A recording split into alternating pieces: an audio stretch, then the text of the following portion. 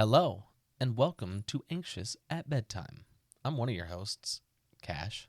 And I'm Monica. And together we are Anxious at Bedtime, yeah.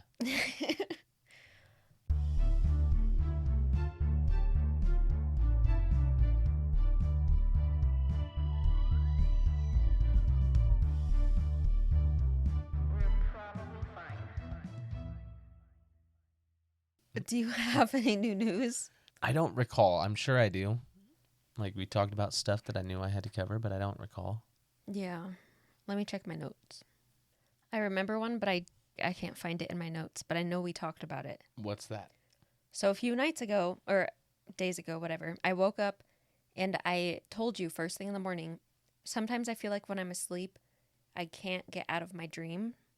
Yeah. Yeah, like I can't wake myself up, so I need you to wake me up. I don't think it's sleep paralysis. No, probably not. Yeah, because I'm not aware of my surroundings or anything like that. Like, I'm very much in my dream, but I do kind of, like, I am kind of aware that I am dreaming, but I can't wake myself up. Lucid dreaming. Maybe.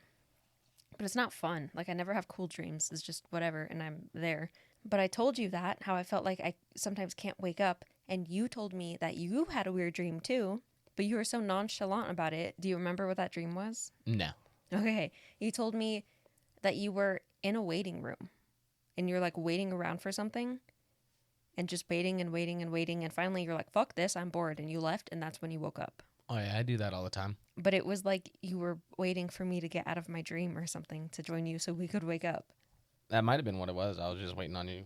Like, Yeah. sheesh, when's she gonna wake up, dude? I'm so bored. I'm tired of just being bored, so wake up. And then I was like, fuck this, time to go. Yeah, but Yeah. how fucking weird. That's wild. Holy cow. I do kind of remember what I was gonna bring up. Hmm. We talked about it a long time ago. You remember the red heifers? Oh, yeah. Oh, yeah. With all the shit that's going on in between Israel and Iran, like, there's a lot of people talking about the new Messiah. There was rumors about this being the last pope, the last president. There's a lot of different conspiracies running on those, different premonitions and predictions from people.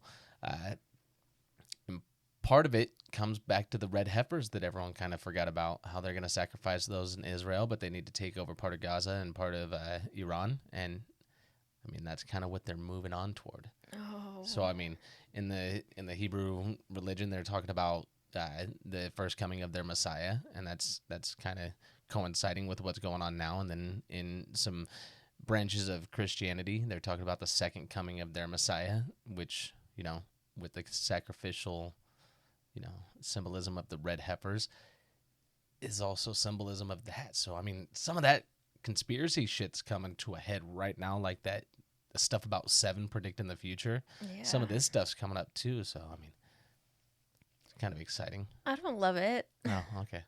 It's interesting. I don't know if I would.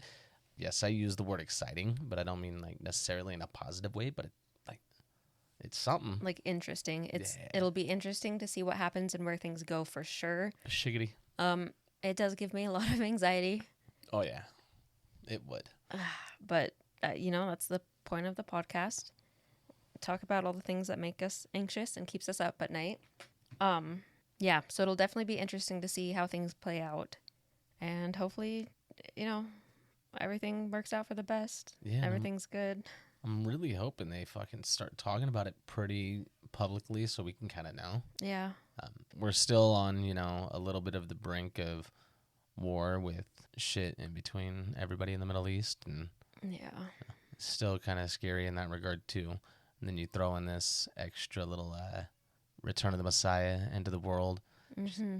Tons more fun shit, Again, he means fun as in like I'm it's being a little fun to facetious. discuss conspiracies. Yeah, I'm being facetious. Yeah.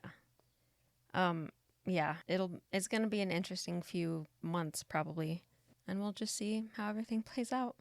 If anybody has more in depth of that conspiracy or different branches of that same conspiracy theory, let us know, because it's pretty intriguing. Yeah. Do you have anything else? I do not. Okay. Then I think we can start this week's episode. Heck yeah, what's this week's episode? Well. June 4th, 1990 was a day that changed Kansas City history. Ooh. It seemed like any other Monday to most of the city, but to one special man, it was the beginning of his crusade to change the world. But first, we'll back it up a little bit. Okay, let's back it up then. The man in today's episode was a pretty ordinary Missouri student.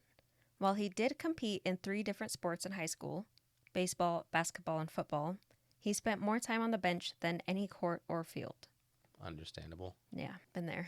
Not me. After graduating, he stayed close to home and attended University of Missouri. But one day during his freshman year, he was flipping through the school newspaper and something caught his eye. It was an article that announced tryouts for Mizzou's mascot, Truman the Tiger. Oh, Lord. He thought to himself it might be fun to try out, even though he had no mascot experience. So he tried out. Let me tell you this right here. Sorry, this is going to be a side note. Okay. But I could never be a damn mascot. I would love it. No, look, I already know. I know I'm tropical and I like it hot, and I always wear long sleeves and undershirts all the damn time. But those things are humid and hot and muggy, and I'd be fucking miserable. Yeah. That takes fair. one hell of a person, dude, because I can't. And then your hot ass breath, and then this, oh my. That's fair. And I'm not good. I don't like wearing a lot of clothes. Like, I can't wear Inhaling your a own t-shirt. swamp ass, like, oof. I can't wear a t-shirt if I'm wearing a hoodie, so... Yeah, no, rough 2 Fs. Yeah. It takes a lot to be a mascot for sure. Turned out he was really good at mascotting, if that's the word. It is now. All right. He then spent the rest of his college career wearing Truman the Tiger's mask. He even competed in the National Collegiate Mascot Championships. For 2 years in a row, he reached the Final Four, and in 1988 he won second place, and in 1989 he took home gold. Hell yeah. Yeah. Was it me? No, No. I wasn't even born. No. He spent the summer after college graduation serving the St. Louis Cardinals baseball team as their mascot. Oh, St. Louis? Mm-hmm. But while that was happening, something else was brewing in Kansas City. Was it beer? Probably. They probably brewed beer there at the same time, yeah, probably. In 1989, the Kansas City Chiefs retired their mascot, a horse named Warpaint, who was especially popular during the Chiefs' time at Municipal Stadium. Ooh, I remember videos of Warpaint. I wasn't live. Well, Warpaint did come back from 2009 to 2021. True, but I mean... Yeah, the beginning, yeah. Municipal Stadium used to be where the city hosted baseball and football games. It had been home to the Kansas City Blues, the Kansas City Monarchs, the Kansas City Athletics, of course the Royals, the Spurs, which was a soccer team, and the Kansas City Chiefs. Old Municipal Stadium. Mm-hmm. However, football became a lot more popular than expected, I guess, and there weren't enough seats in the stadium. So every football season, they would haul in temporary stands to accommodate the extra guests, and every baseball season, they would haul them back out. Old mobile bleachers. Mm-hmm. The Chiefs moved to Arrowhead in 1972, but Municipal Stadium holds the key to a huge chunk of Kansas City history. If I'm being honest, it holds a lot of NFL history. To this day, for example, the longest NFL game ever recorded was played in that stadium. I didn't know that. Yeah. It was 82 minutes and 40 seconds long. That's wild. Yeah. And it was the Chiefs versus Dolphins. So, when the team was looking for a new mascot, they chose to honor Municipal Stadium and the fans that they found there. There was a dedicated group of diehard fans that always sat in the temporary seats. They were called the Wolf Pack. Thus, Casey Wolf was born. I knew where it was going. Some gun. Lucky for our main character, Mizzou's athletic director heard about the new mascot, and he said, "Hey, I know a guy that is a phenomenal mascot. Let me connect you with him." So from there, the Chiefs called up our guy, gave him an interview, and on June 4th, Dan Meers officially became the Casey Wolf. Whoa! Since putting the suit on, Dan Meers has done extraordinary things. He once sent me a birthday video. That was pretty extraordinary. He did. I wasn't going to mention that, but yeah. Oh, I will. That was pretty cool. Basically, yeah, I reached out to him and asked if he could send a video to tell you happy birthday, and he did. Like, no questions asked, just sent it. Pretty dope, too. Yeah. That was pretty exciting. I still remember the day I got it. We were laying in bed watching TV, and I checked my email, and I had to, I don't even remember what I did. I pretended I had diarrhea or something, and I ran out of the bedroom to go hide in the bathroom so I could fangirl because, oh my gosh, I got the notification, and it said email from Dan Meers, and I almost fainted. And I, trying to not let you know that something was happening, I kept that secret for a month. Yeah, and you're pretty terrible with secrets. I'm so bad with Especially secrets. Yeah. And oh my gosh, I didn't tell anybody just in case somehow word got back to you. And it probably would have. It probably would have. No matter who I told, it would have gotten back to you. Somebody would have been like, hey, you know who Dan Meers is? And I'd have been like, yeah, why? Why do you know that name? Nobody should know that name. Why do you know it? Like, oh, just asking. And then you'd ask me, and I'd spill the beans. Oh, yeah, you'd completely crumble. Yeah. But that was, to this day, I think it goes like Chiefs Super Bowl, my wedding, Dan Meers video, in that order. Best days ever. Which Chiefs Super Bowl? The first one. Oh, okay, yeah. The first one we watched. The first one that we won in my lifetime? Yeah. Yeah, that was pretty fantastic. The second one was fantastic, 2020. too. And the third one was fantastic. They've been great. They've all been great. Go They've ahead, all been Mel. pretty great. But yeah, that was an amazing day. But back to the story. In November 2013, Dan Meers was practicing a Casey Wolf stunt that was a combination bungee jump and zip lining stunt when something went wrong, and he fell 75 feet into the stadium seats. He broke 7 ribs, collapsed a lung, fractured his tailbone, completely crushed his sacrum vertebrae, and broke the largest vertebrae in his spine. He had to take 6 months off for his recovery, but he still never slowed down. He used that time that he was out to write a book titled Wolves Can't Fly. He learned that. Yeah. Beavers can. Wolves can't. Beavers apparently can, yeah, if you listen to last week's episode. But wolves can't, and he found out firsthand. But from there, his career really took off. He was lucky to be alive, and he was told that by doctors. Like, Absolutely. the fact that he came back from that Yeah. is crazy. For over a decade. Yeah. Yeah. Insane. In 2006, he was the first ever NFL mascot to be inducted into the Mascot Hall of Fame. He also makes roughly 350 appearances annually. In 2020, he was presented with the Lee Summit Cares Lifetime Achievement Award for the estimated 3,000 plus speeches he has given to schools. That's a lot of damn speeches. Yeah. And 350 appearances a year. That's almost like, it's almost one a day. That means he has to do sometimes like 6 a day. That sucks. Isn't that crazy? I mean, it's pretty cool. Doesn't suck. It's a lot of work, man. A lot of work, yeah. In that suit. Yeah. And he's got to be quiet the whole time. He's got to... I talk too damn much. That doesn't include the appearances that he has done at libraries, military bases, summer camps, birthday parties, daycares, weddings, churches, conferences. Basically, any event you ask him to be there, he'll be there. Including Kansas City Chiefs home games. Yeah. You didn't even name those yet. No, because that's obvious. He's also traveled to Africa, India, Honduras, Haiti, the Philippines, and the Dominican Republic to visit orphanages.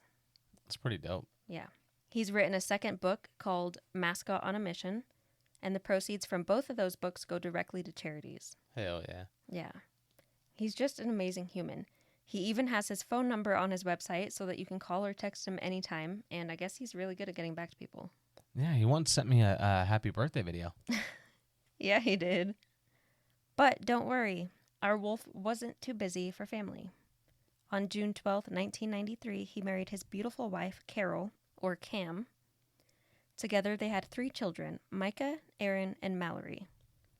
They had a beautiful life together, but unfortunately on May 31st of this year, Cam lost the battle with cancer. Rest in peace, Cam. Yeah.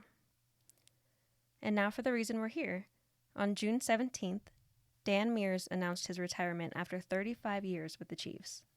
Sad day, but happy retirement, Dan. Yeah.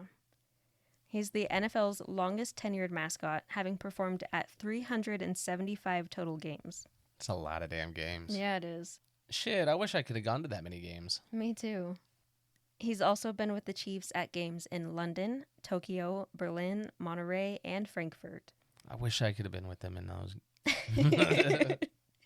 He's performed at Super Bowls 54, 55, 57, 58, and 59. I wish I could. Okay. Oh. He's also been selected for 14 Pro Bowls and 9 All-Star games. Those are cool too, but the other ones were way cooler to me. Today, it's estimated he has made over 10,000 appearances. Holy fuck. Yeah. And literally, I don't feel like I'm even doing his accomplishments justice. There's so much more, and the more you dig, the more you find. Oh, guaranteed. Yeah. The Chiefs fan base, the NFL, Missouri, and honestly the world are all lucky to have Dan Meers. So, we wanted to honor him and his amazing career, but How do you do that when you run a paranormal podcast? I don't know. I think you're going to teach me. Uh-huh. Oh, okay. Hell yeah. It's time for more haunted Kansas City fictional stories brought to you by ChatGPT. What's up, player?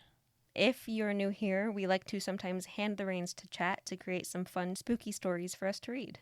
Yeah, we do. So, here's story 1. Yeah, it is. This one is called Casey Wolf Ghost Hunter. Ooh, now, hold on. Before we get into this, I'm hoping that the Casey Wolf hunts ghosts. Yeah. Okay. What do you think it meant? Well, Casey Wolf Ghost Hunter. I lost it. Well, it's okay because I was wrong anyway. This one is actually called The Shadow in the Hall of Honor. Well, fuck. Oops.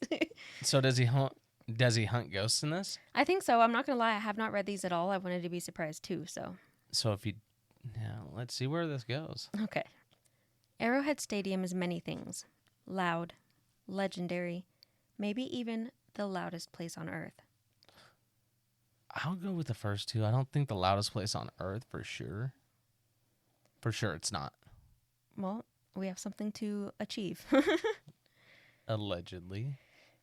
But late at night, when the fans are gone and the field lights are low, it's something else entirely. It's quiet. I was going to say that.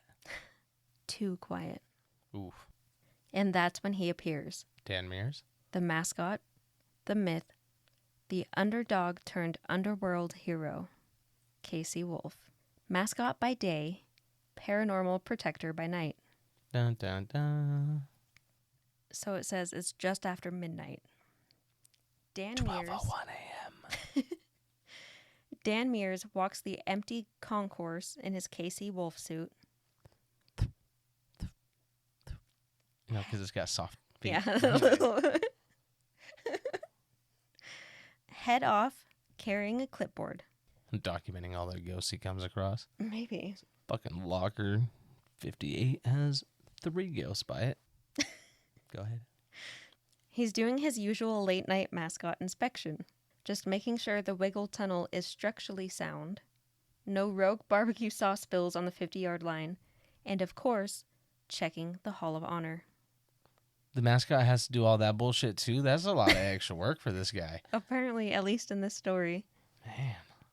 Dan pauses at the massive glass doors leading to the hall. A motion sensor light flicks on inside. Weird. I thought I turned those off. He steps inside. All is still. The exhibits gleam under dim lighting. Trophies, jerseys, and pictures of Chiefs legends. Then he hears it. Whispers. Barely audible, like distant radio static. Dan turns. A framed photo of Derek Thomas rattles on the wall. Then another. And another. The air shifts. Cold. Heavy. A shadow creeps across the floor. Tall. Wrong. Like it's moving against the light. You say tall wrong? Oh, man, that sounds hella rude. It does. The shadow's just trying to chill, just trying to vibe, and they're like, you're tall and wrong. It's You're like, wrong, fuck. bud.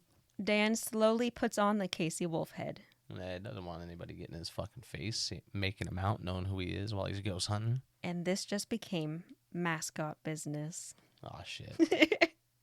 Do you want to... It says voice from the shadows, so it's got to be like a scary voice. Do you want to read that? They look at us, leave us in glass boxes, but we remember. I remember. From the shadows steps a hunched figure in a tattered jersey. No number, no name. Its face is just blur. A swirl of static, like a scrambled broadcast. It reaches for a Lombardi Trophy replica, and the glass fogs instantly. I bet it's fucking Kadarius Toney. Dan says, Hey, buddy, you're going to need media credential for that.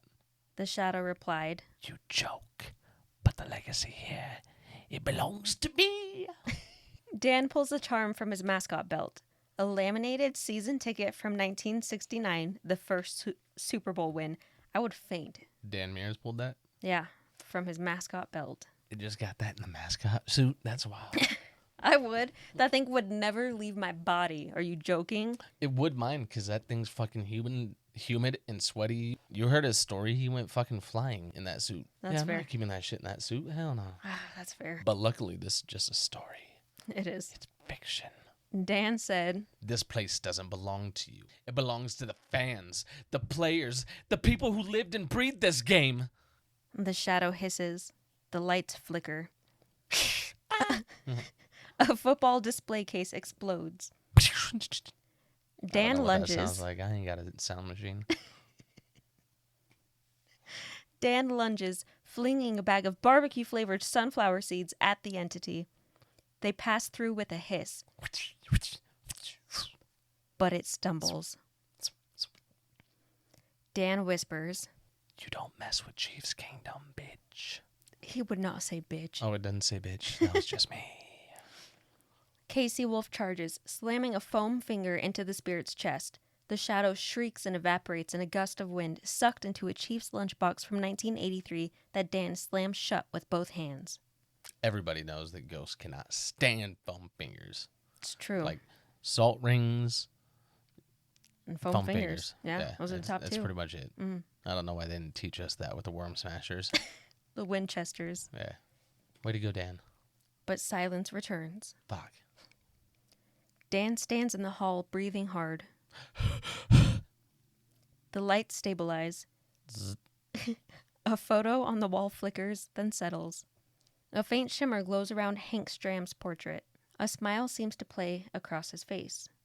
Dan nods and softly says, Yeah, coach. I got this. The Hall of Honor was calm again, but not for long. Because the deeper you go into Arrowhead, the darker it gets. And Casey Wolf, he's just getting started. This is going to make all those people that were talking shit, saying that there was some dark magic, really love it. If they're not Chiefs fans and they listen to this, they're going to be like, we fucking told you, dark magic. That's fair. Again, this is all fictional. Fictional, made up. That was fun. I like that. That was pretty all right. Yeah. Simple, to the point, a little bit scary. All right, follow us for next time. No, there's two more. Oh. The next one is called Red Friday Ritual. I bet that people will really think there's black magic after this one. Red Friday in Kansas City is more than a tradition. It's a way of life. Red shirts in every window, flags flapping on pickup trucks, and coffee shops serving questionable Mahomes macchiatos with barbecue drizzle. What the fuck? I don't know if that's real, but I wouldn't be surprised. I would not do that. Are you kidding me? I would buy the shit out of those. Barbecue coffee? Yeah, I'd try it. You got me 50 Shades of fucked up. That sounds so I'd try bad. it. And if they won on the day I tried it, I would have one every fucking Friday for the rest of the season. Without a doubt.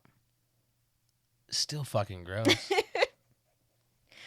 But I'd make you because we won. Yeah, but yeah, I'd make it for you every fucking time. Wherever we got it, you do it every game day. Mm-hmm. But it's still fucking gross. But one year, something changed. Was it 2021? I don't know. The excitement curdled, probably. Ugh, don't mention that year again, please. The excitement curdled, and Dan Meers, a.k.a. Casey Wolf, found himself facing a fan that was way too dedicated. Oh, that fucking one Casey Wolf that was robbing places. Bet it was No. him. What was It was like his that name? Spider-Man meme. Yeah. Except for Dan Meers was like, we're not the same. Yeah.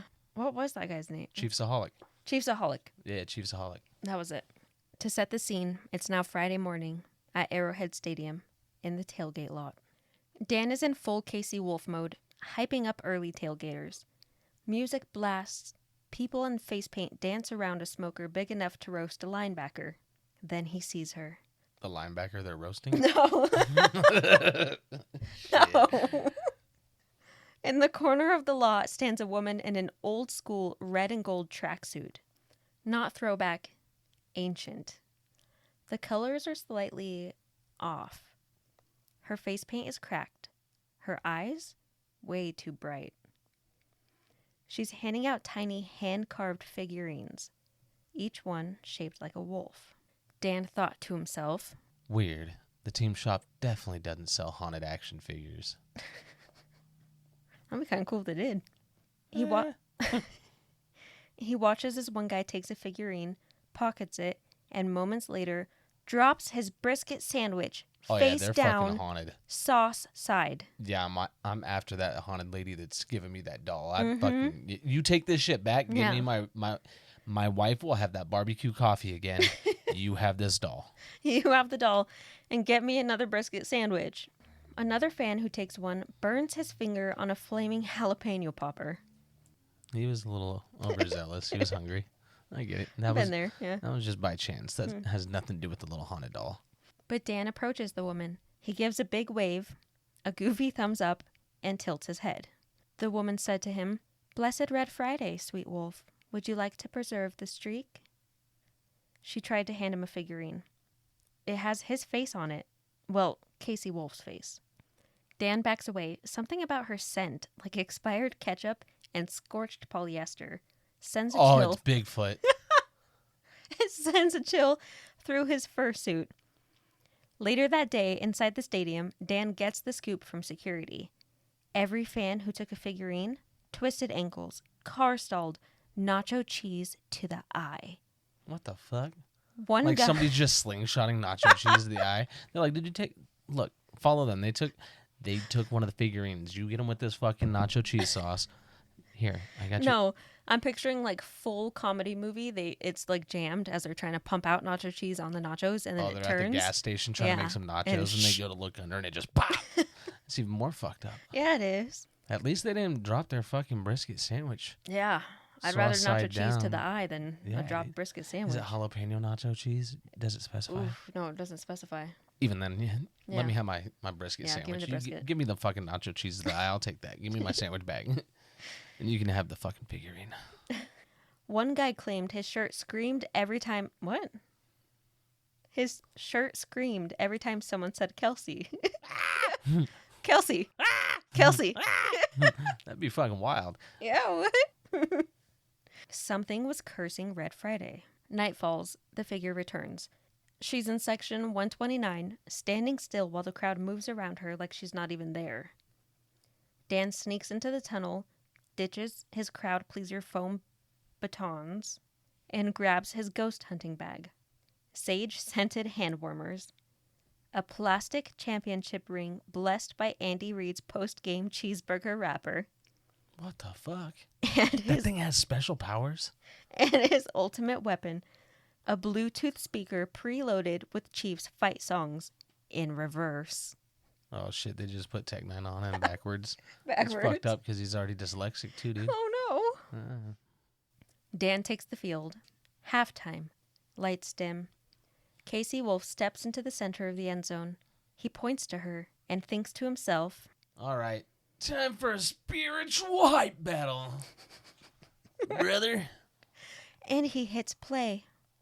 Dun. The music warps through the stadium. Reverse fight songs echo like a Gregorian chant at a tailgate. Dan dances, moonwalks, wiggles, flops, and spins like a man possessed by joy. Oh, so people really just thought it was the mascot just fucking doing his thing. Yeah. Everyone's like, fuck yeah, go Casey Wolf, and he's banishing a ghost. What if that's what mascots are really doing What down if that's there? what he's been doing this whole fucking time? Yeah. He just retired, dude. So Arrowhead's gonna be haunted as fuck. That's It's why they're trying to. That's why they're talking about getting a new stadium. And it's That's a why good they've been time for talking us about- to go. Oh my gosh, that's why they're talking about not going back to Kaufman, the Royals, because it's our, Synchronicities. yeah. And then Arrowhead, they're like, it's haunted, bro. Dan Meers retired. We can't deal with this fucking brisket flipping poltergeist. All Yeah. right, she's been fucking touching people's butts, flipping their briskets. She and didn't we're touch just not anybody's having, butt. allegedly, and we're just not having none of this shit. Yeah, I get it, but don't leave Arrowhead, guys. No. Just get please. a new, somebody to mascot banish the that- fucking yeah. ghosts. Like, no, can't replace Dan Meers. Come on, I mean, My brother is looking for a job. I would be the Casey Wolf too, except for sitting in that fucking costume. We discussed this. Oh, yeah, that's fair. Ugh. Back to the story. So Dan Meers is doing his little dance, and the spirit fan screams. Her paint melts, the figurines crack in every fan's pocket, and with one final wolf shuffle, Dan blasts her with a glitter cannon filled with confetti and blessed salt. She vanishes in a puff of red smoke, leaving behind only the faint smell of burnt mustard. That's weird. After the game, Fans cheer. No more bad luck. Casey Wolf stands at midfield, confetti raining down, victorious. The security guy asks him, "What was that?" Dan removes his mascot head and says, Just your average cursed tailgater. Happens every season or so. So Red Friday was saved, the streak preserved, and Casey Wolf, he danced the demon away. But deep below the stadium, in a room no one remembers building, something had woken up, and it wasn't done yet. Was it Gilgamesh? Who's that? I don't know. I heard it. No, it doesn't say, but that was the end of the second story. Is Gilgamesh the dude from the Smurfs? I was trying to think. I don't think that's it, but it's close. It's like Gilgamesh. Oh, I should remember. I used to watch that all the time. I'll text my dad and ask. All right. Live on the pod. I want to see if I remember before he replies, but I know he's going to know. I know the pressure's on now, huh? Yeah. Gargamel. Yeah. Is that what he said? That is it. Heck yeah. Way to go, Monica. Thank and shout out, Dad. Thank you for the information. Yeah. Was it Gargamel? Yeah. Oh, okay. Oh, no, not in this story. I'm still like, yeah, I got it right. Yeah, I thought the one in the basement. No. I mean, maybe. We'll see. Who the fuck's Gargamesh then? Yeah, I don't know. Maybe I made him up. Maybe it was Gargamesh. Maybe. The next story is called Beneath the Bleachers. Oh, shit. This one sounds kinky. Oh, gosh. Arrowhead Stadium has always had a pulse. You can feel it under your feet on game day. Like a giant heart made of turf and barbecue smoke. I do love barbecue smoke. Mm-hmm. Not turf. It's real grass. That's just what it says, I but know, it I'm is just real saying, grass. I'm just saying. And they do a great job. The Kansas City landscape team, fantastic job taking care of that. It's a lot of work. I've seen it done, and it's Yeah. so much fucking work. If you are, honestly, even if you're not interested in football or stuff like that, like look it up when the season starts. There's so much that goes into it. It's so interesting. Not to brag or anything, but when we visited, I was a part of that crew, and so were you. You remember they were there picking up all the trash, and we helped them for a couple minutes? Yeah. Pretty good. Pretty good. It was the off season, guys, and we were helping pick up debris and keep the landscape very nice. That's true. But sometimes late at night, the heartbeat changes. It has an arrhythmia. And sometimes it's not beating alone. I don't fucking know, dude. There's something in there just fucking talking to it. In case it wasn't obvious, sound effects brought to you by Cash. Don't embarrass me like that. Again, I don't have a sound machine. Look, even Kevin looks scared. Oh. Because I'm stomping near him, making weird screeches. So, Pretty sure the fucking neighbors are scared too. oh gosh, probably. They watch me bring that haunted doll back to the house, so they may think that this is a real fucking possession. Who knows? Maybe. To set the scene, this is I already said that, didn't I? I don't know. I don't know. It's 2 nights before the final home game. Dan Meers is walking beneath the stadium. Real beneath. The off-limits maintenance tunnels that nobody talks about. We do now. Casey Wolf costume slung over his shoulder, flashlight in hand, thermos of hot tea in his other. That's a lot of shit to fucking carry Yeah, slung it over is. your shoulder. That far down in the tunnels? Yeah. I'd it's have like, my little wagon. I'd have storage for it and it in there away from me, not walking with all that. Yeah. Oh, come on, Chat GPT. Sometimes you don't think at all. You're not very considerate or demure. Still very cool. Very cool. We appreciate your work. Yeah. But Dan Mears stops. Something's off. Something's off. The floor trembles. A hum, like crowd noise, but lower. Wrong. Dan follows the sound to an old metal door that he's never seen before. It's marked Locker 0. Locker 0.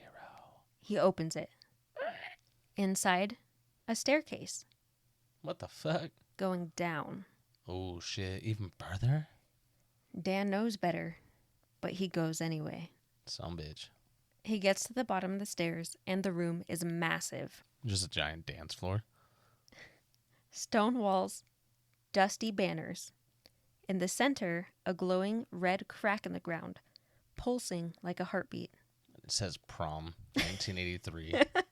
But floating above the red crack were ghostly figures wearing knockoff Chiefs jerseys, misspelled names, counterfeit logos, and haunted energy. A banner hangs on the wall. They got a bootleg.